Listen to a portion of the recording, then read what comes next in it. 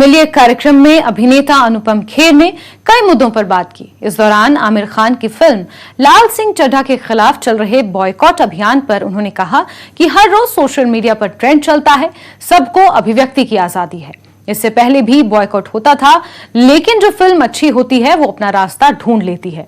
यहां अनुपम खेर ने कहा कि कश्मीर फाइल्स के खिलाफ भी अभियान चला था, लेकिन फिल्म बहुत ज्यादा कामयाब हुई।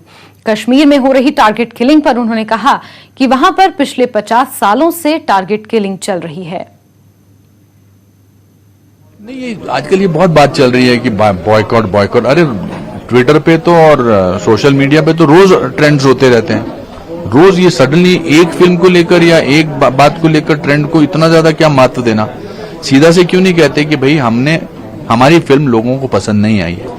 पहली बार तो नहीं हुआ ना कि अब फिल्में फेल हुई हैं। मैंने कितनी सारी 530 में से इतनी सारी फिल्में फ्लॉप हुई हैं कि तो हम किसी ने नहीं बोला।